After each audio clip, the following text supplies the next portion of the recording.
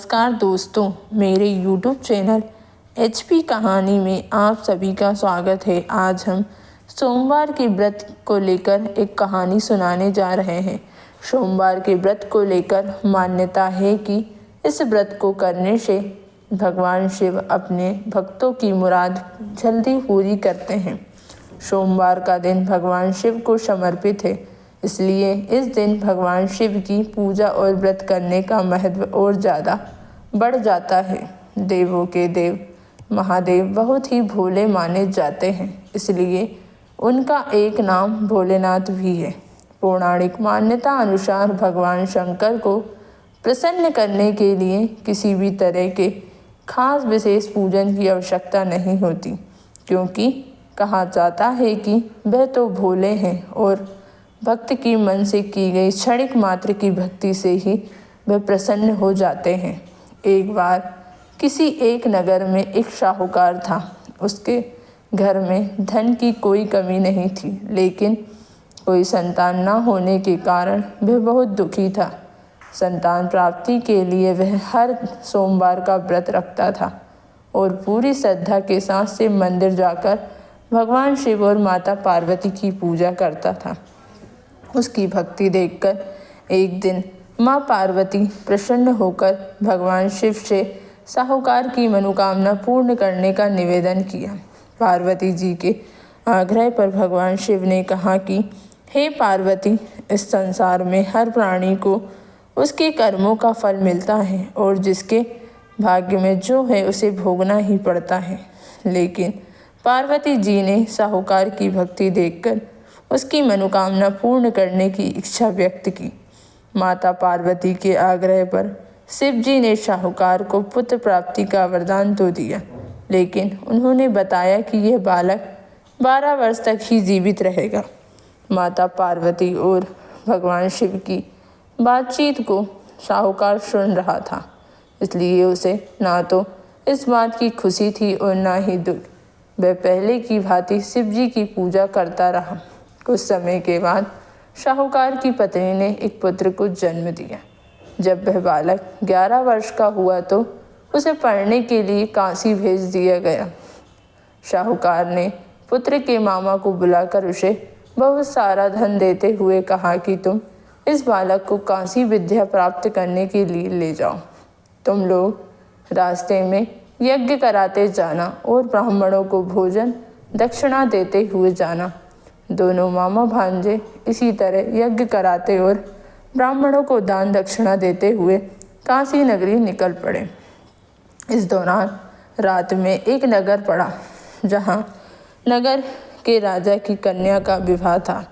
लेकिन जिस राजकुमार से उसका विवाह होने वाला था वह एक आंख से काना था।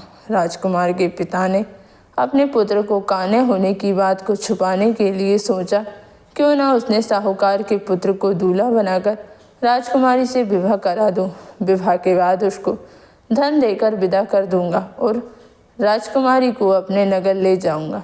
लड़के को दूल्हे के वस्त्र पहनाकर राजकुमारी से विवाह करा दिया गया। साहूकार का पुत्र ईमानदार था, उसे ये बात सही नहीं लगी, इसलिए उसने अवसर पाकर राजकुमारी के दुपट्टे पर लिखा कि तुम्हारा विवाह तो मेरे साथ हुआ है, लेकिन जिस राजकुमार के संग तुम्हें भेजा जाएगा वह एक आंख से काना है। मैं तो काशी पढ़ने जा रहा हूँ।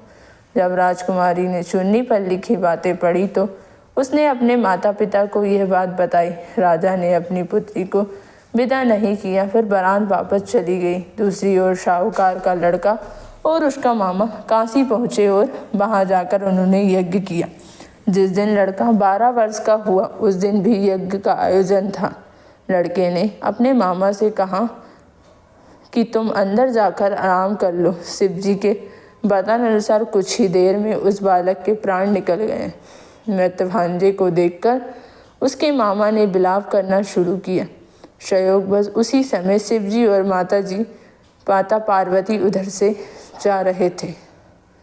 पार्वती माता ने भोलेनाथ से कहा, स्वामी, मुझे इसके रोने के स्वर सहन नहीं हो रहा, आप इस व्यक्ति के कष्ट को अवश्य दूर करें। जब शिव जी मृत बालक के समीप गए तो वह बोले कि ये उसी साहूकार का पुत्र है जिसे मैंने 12 वर्ष की आयु का वरदान दिया था।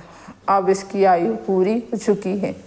लेकिन मातृभाव से विभोर माता पार्वती ने कहा कि हे महादेव, आप इस बालक को और आयु देने की कृपा करें, अन्यथा इसके वियोग में इसके माता पिता भी तड़प तड़प कर मर जाएंगे। माता पार्वती के पुनः आग्रह पर भगवान शिव ने उस लड़के को जीवित होने का वरदान दिया।